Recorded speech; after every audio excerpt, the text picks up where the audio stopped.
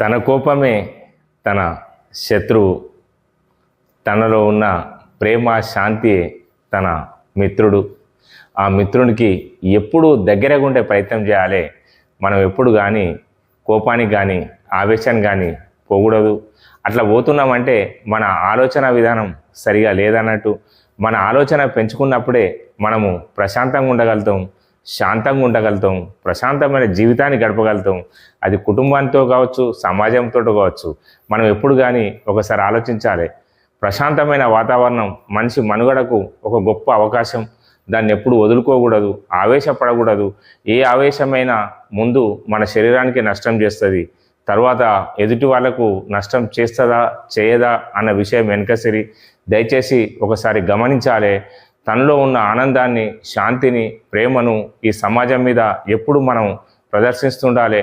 దాంతోపాటు మనలో ఉన్న ఆనందాన్ని కూడా మనం అనుభవించవచ్చు. ఆనందాన్ని మించిన సంపద ఈ ప్రపంచంలో మరొకటి లేదు. మీ కామారపు శ్రీనివాస్, సిరిసిల్ల.